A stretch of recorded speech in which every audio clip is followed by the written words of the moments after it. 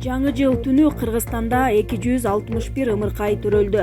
Саламаттыкты сактоо министрлигинин маалыматына караганда, жаңы жыл түнү Кыргызстанда 261 ымыркай төрөлдү. Анын ичинен 133 эркек бала, 128 кыз.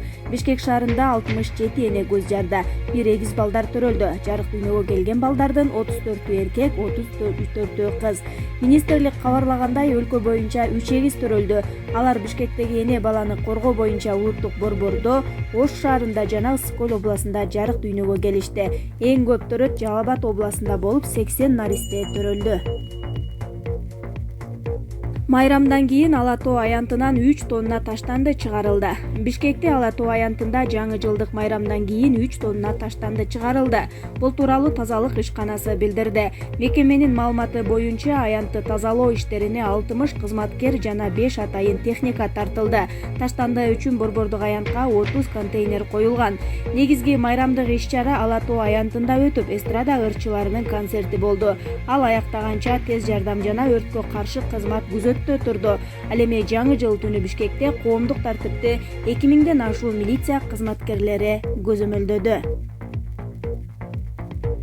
Бир суткада тез жардам кызматына 759 кайрылуу түштү. Бир сутка ичинде Кыргызстанда ар кандай диагноз менен 120 адам ооруканага жаткырылып, тез жардам кызматы келгенге чейин 5 киши каза болду. Дагы 5 адам авто кырсыктан жаракат алып, бирөө токмоктолуп, дагы бири бычак жеген. Саламаттыкты сактоо министрлигинин басма сөз кызматы тараткан маалыматка караганда, тез жардам кызматына баш аягы 759 кайрылуу түшкөн. Анын 600-үнө адистер телефондон кеңеш беришкен. Ноокенде жаңы жыл түнү милиция кызматкери бычакталды. Жалал Абад облусунун Ноокен райондук ички иштер бөлүмүнүн жол кыймылынын коопсуздугун камсыздоо кызматкери Майрамбек Абылов 1 январдын таңында бычакталып, ооруканага жетпей үзүлүп кетти. Облустук милициянын басма сөз кызматынан Азаттыкка билдиргендей, милициянын сержанты Абылов Ноокен районунун Арал айылына топ балдардын мушташына тааныштарынын чакыруусу менен барган учурда бычакталган. Окуяга байланыштуу жазык кодексинин киши өлтүрүү беренеси боюнча кылмыш иши козголуп, шектүү катары Базаркоргон районунун 26 жаштагы тургуну кармалды. Учурда тергөө амалдары жүрүп жатат. Эки баланын атасы 31 жаштагы Майрамбек Абылов 2013 жылдан бери ички иштер кызматында иштеп келаткан. 30 декабрда ал нөөмөттө болуп, 31 декабрда эс алууга чыккан. Милициянын маалыматы боюнча Абылов окуя болгон жерге милиция кызматкери катары өз милдетин аткаруу үчүн барган. Үчүнчү өлкөдөн ташылган автоунаалардын бажы төлөмү көтөрүлдү. 2020 жылдын 1 январынан тарта Евразия экономикалык биримдигинен сырткаркы мамлекеттерден ташып келинген автоунаалардан алынуучу бажы алымы көбөйдү. Кыргызстандын мамлекеттик бажы кызматы буга чейинки билдиргендей, мисалы 2009 жылы чыккан 2,5 көлөмдөгү Toyota Camry автоунаасынын бажы төлөмү мурда $1250 болсо, 1 январдан баштап ушундай эле машинанын бажы төлөмү $13,600 чыкты. Кундуз Жолдубаевага дагы 4 айып тагылды. Мурдагы президент Алмазбек Атамбаевди колдогон Кыргызстан социал-демократиялык партиясынын төрайымынын орун басары Кундуз Жолдубаевага дагы 4 айып коюлду. Бул тууралуу маалыматты ал өзү Азаттык радиосуна тастыктады. Мурда коюлган бийликти күч менен басып алууга аракет кылуу, калайман башаламандыкты уюштуруу, барымтага алуу беренелерине эми атуучу куралды уурдоо же опузалап алуу, тергөөгө каршылык көрсөтүү, адамды коркунуч абалда калтыруу жана адамдын ден соолугуна зыян келтирүү деген айыптар кошулду. Расмий органдар бул тууралуу азырынча маалымат бере элек. Өткөн жылдын 7-8 августунда Улуттук коопсуздук боюнча мамлекеттик комитет жана Ички иштер министрлиги Чүйдүн Кой Таш айылында мурдагы президент Алмазбек Атамбаевди кармоо операциясын жүргүзгөн. Анда бир аскер курман болуп, 200дөй адам жабыркаган. Кой Таш окуясы боюнча 39 факты менен сотко чейинки өндүрүш жүрүп жатат. Атамбаевка жана айрым тарапташтарына айып тагылып, камакка алынган. 27 декабрда Бишкектеги 1-Май райондук соту Жолдубаеваны 9 февралга чейин үй камагына алган. Британиялык жаран 14 сантиметрлик мүйүзү менен жашап келген. Британиялык 50 жаштагы жаран далысына чыккан мүйүзүн дарылоо үчүн ооруканага кайрылды. Бул тууралуу чет элдик басылмалар жазып чыкты. Маалыматка ылайык, эркек киши 3 жыл бою аркасына чыккан сөөк боюнча дарыгерлерге кайрылган эмес. Мүйүздүн узундугу 14 см, калыңдыгы 5,8 см чейин жетип, ооруканадагылар аны ажыдаардын мүйүзү деп атаган. Медициналык изилдөө учурунда ал мүйүзү дарылоого мүмкүн болгон залалдуу шишик экендиги аныкталган. Дарыгерлер аны хирургиялык жол менен алып, ордуна бут санын терисин тиккен. Быйыл ажылык сапарга баруу үчүн 7000ден ашуун киши каттоодон өттү. 2020 ажылык сапарына баруу үчүн Кыргызстандан 7525 жаран катталды. Бул тууралуу муфтияттын маалымат кызматы кабарлады. Билдирмеге караганда, каттоого алынган зыяратчылардын баары РСК банкы аркылуу акча каражатын төлөгөн. Учурда ажылыкка катталган жарандардын документтерин толуктоо иштери жүргүзүлүүдө. Алгачкы төлөм $500 түзөт. Ошонун негизинде гана кезекке тургузулат. Эскерте кетсек, ажылык сапарына каттоо 2019 жылдын 16 декабрында башталып, 30 декабрь күнү саат 17:00 аяктаган. Шаршеев: быйыл кыргыз-тажик чек арасында 13 чыр-чатак катталды. Мамлекеттик чек ара кызматынын төрагасы Уларбек Шаршеев 2020 жылда чыр-чатактардын алдын алуу үчүн жергиликтүү элге түшүндүрүү иштери жүргөнүн айтты. 2014 жылы 34 чыр-чатак болуп, чек ара кызматкерлери тарабынан 3 жолу курал колдонулган.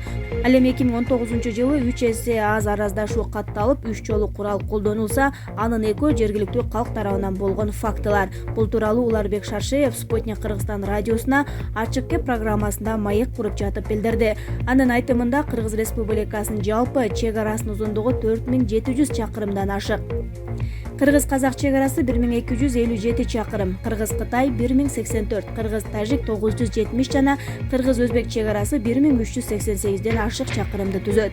Кытай жана Казакстан менен чек ара маселеси жок. Делимитация, демаркация иштери толук бүткөн. Бул жылы 16 чыр-чатак болсо, анын бирөө Казакстан менен, 2 Өзбекстан менен, 13 маселе Тажикстан мамлекети менен жаралды. Өзбекстан-Кыргызстан ортосунда чек аранын 85% такталып, келишимге кол коюлган. Калган тилкелер боюнча өкмөттүн чек араны тактоо өкүлчүлүк иш алып барып жатат. Ал эми биз үчүн эң көйгөйлүүсү Кыргыз-Тажик чек арасы. Учурда бул багытта атайын түзүлгөн комиссия иштөөдө. Албетте, чек ара маселеси эки тараптуу чечиле турган эш. Эки мамлекет бир чечимге келмейинче чыр-чатак тыйылбайт. Жакында Баткен, Ош, Жалал Абад областтарына барып, жергиликтүү калкка чек ара боюнча түшүндүрүү иштерин жүргүзүп келдик, деди Шаршеев. Төрага калк арасында чек арада өзүн алып жүрүү боюнча түшүндүрүү иштерин жүргүзүүгө жергиликтүү бийлик өкүлдөрү, УКМК жана милиция кызматкерлери жардам берип жатканын кошумчалады. Намыска жараган Айсулуу, топ жарган Улукбек быйылкы чемпиондордун тизмеси. Спутник Кыргызстан маалымат агенттиги быйыл ири мелдештерде чемпион болгон спортчуларды тизмектеди. Арасында чемпиондук наамын коргоп калгандар да бар. Тындыбекова өткөн жылдын 16-22 сентябрь күндөрү Казакстандын борбору Нур-Султан шаарында өткөн күрөш боюнча чоңдор арасындагы дүйнө чемпионатына катышып, 62 кг салмактагылар арасында алтын медаль уткан. Муну менен ал Кыргызстандын тарыхында дүйнө чемпиону болгон биринчи балбан болуп калды. Андан тышкары Тындыбекова 2020 жылы Токиодо өтө турчу Олимпиада оюндарына лицензия алды. Жакында эле Бириккен күрөш федерациясы кыргызстандык балбанды 2019 жылы тарых жараткан адам деп атады. Абдурахман Хаджи Муртазалиев, спортчу, Кыргыз Республикасынын Jiu-Jitsu федерациясынын президенти. Аталган күрөштүн түрүн жайылтуу үчүн арбын иштери жасап келет. Муртазалиев 23 сентябрь күнү Нур-Султан шаарында өткөн УВ версиясындагы Jiu-Jitsu боюнча чемпионатында алтын алды. Улукбек Жолдошбеков, эркин күрөштү аркалаган балбан, 23 жашка чейинкилер арасындагы дүйнө чемпионатында алтын тагынды. Эри мелдеш 28 октябрдан 3 октябрга чейин Венгриянын Будапешт шаарында өттү. Жолдошбеков 61 кг салмактагылар арасында күч сынашып келет. Спорт серепчилери балбандын Олимпиада оюндарына лицензия алууга толук мүмкүнчүлүгү бар деп айтып келишет.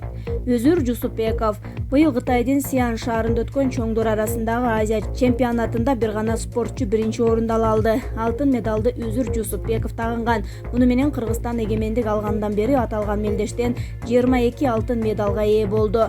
Балбан килемде 97 кг салмактагылар арасында күч сынашып келет. Валентина Шевченко Көп убакыттан бери чет мамлекетте жашап, мелдештерде машыгып келген мушкер кыз UFC уюмунун жеңил салмактагы чемпиону экендиги маалым. Ал наамды 2018-жылы польшалык Иона Энхейжекти уткандан кийин алган. Быйыл наамын 2 рет коргоп чемпион бойдон калды. Тагыраагы Чикаго шаарында өткөн UFC 238 турниринде америкалык Джессика Айдын нокаут менен утса, Уругвайда турнирде дагы бир америкалык спортчу Лиз Кармушту калыстардын чечими менен жеңген.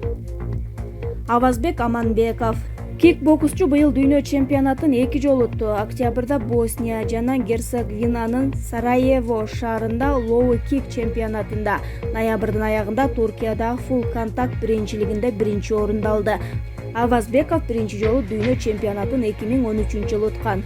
Мелис Турганбаев, мурдагы ички иштер министри, азыркы жаза аткаруу мамлекеттик кызматынын жетекчиси.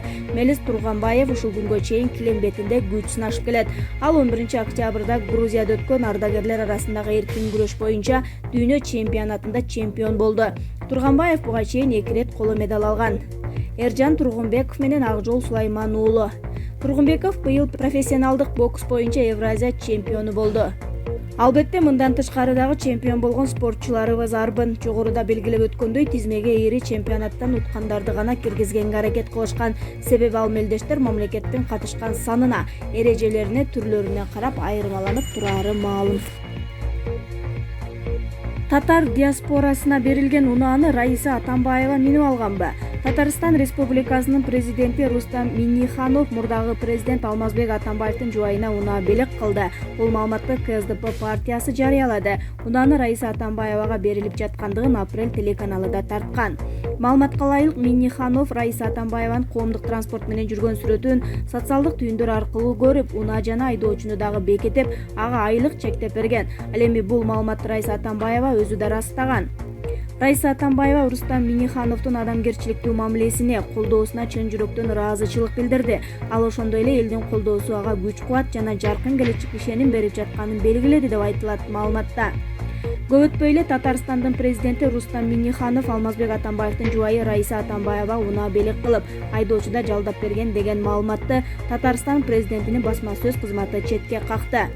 Президенттин атынан Атамбаевага эч кандай унаа берилген эмес. Рустам Минниханов Кыргыз өлкөсүндө 2019-жылдын июнь айларында татар диаспорасы менен жолуккан. Анда активисттер тууган тел татар борборуна унаа белек кылуусун өтүнүшкөн.